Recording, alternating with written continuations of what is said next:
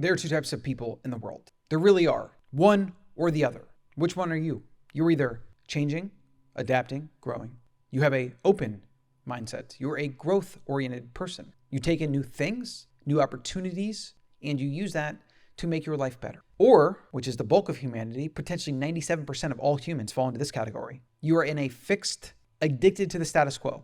You don't like things to change. You want to do the same thing year in, year out, and you don't want anybody to tell you anything different or show you anything different. In fact, you actively criticize things that are different because it makes you feel better, because their difference is a threat to your identity. Most people live lives of quiet desperation, as Thoreau said, because they live lives of the people around them that tell them how to be. It's not overtly, it's usually subtle. It's subtle psychological warfare. A comment here and there. Why are you doing that? That's weird. Why are you eating that? That person, you're hanging out with them?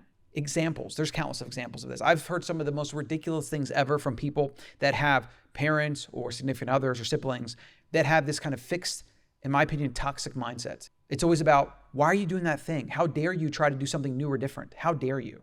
These people are gross. It is what it is. They're gross. They might be good people. Most of the time, they're actually averagely okay, good people. That's fine. But for me, I don't want anything to do with them. And if you want to grow in your life, you have to have the same mentality. If it's your friends and family, that's just too damn bad. You either decide that you're going to live up to their standard so that you never have to hear anything, you never have to have anybody criticize you, or you can do what you need to do. And every time they say they're toxic, closed, fixed-minded, trying to hold you down nonsense, you simply take it in and you put it in your furnace as fuel and you use it to get even more and better results. These people, if they belong in your life, they'll stick around. They might kick and scream the entire way. Eventually, they'll just accept it. Eventually, maybe you'll accept it. Maybe you'll both accept it. Eventually, it won't even matter because you'll have already done what you need to do. And they can say all they want, and you're just like, but I've already done the thing.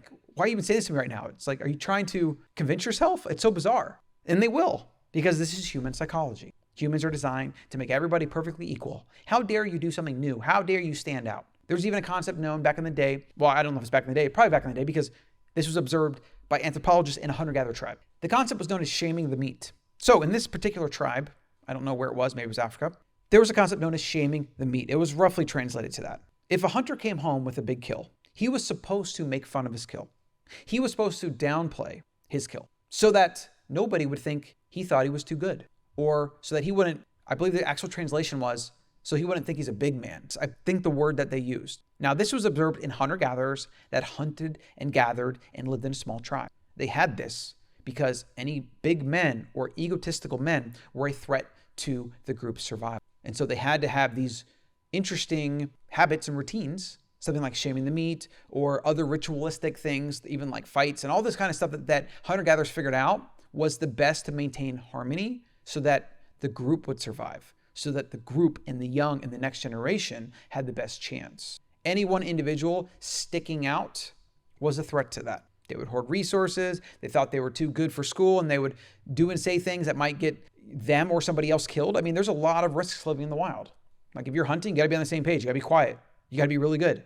One wrong step or turn or word or whatever could get you killed or somebody else killed. So we understand where this proclivity to have a fixed negative mindset comes from.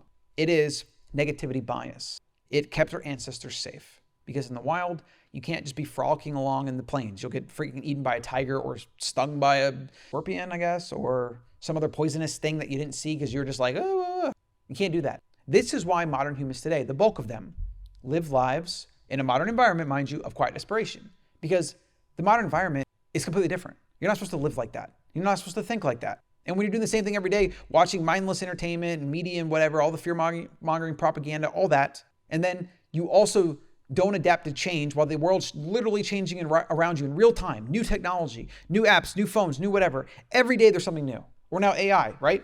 You get left behind a little bit more each day. You get a little bit fatter, a little bit sicker, a little bit slower, and unfortunately, a little bit less likely that you're going to change. Because every day that goes by that you stay stuck, it's the Lundy effect, is more likely you're going to stay that way. It's sad, but it's true. And I see it all the time.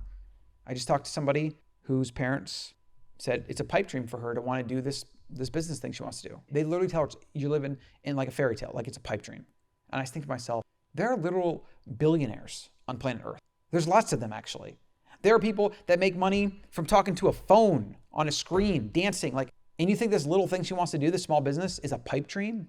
That's the level of fixedness that so many people have. And it is absolutely depressing, but it's also, I think, evil. It's evil. And maybe they're not even aware of it. A lot of times they are, though. I guess if you've been negative so long and you're kind of a negative Nancy and you're fixed, you probably think that's normal because that's who you are. So, maybe they don't realize it. I don't know. But either way, my advice to her was the same. It's you got to get out of there. It just is what it is. You got to get out of there. That applies to every single person in your life. If you have roommates, friends, whatever, and if you're spending time with people, they're dragging you down, you have to get out of there. It's not supposed to be easy because the reward is worth it. So it's supposed to be hard because that's how you appreciate the reward. But you got to get out of there.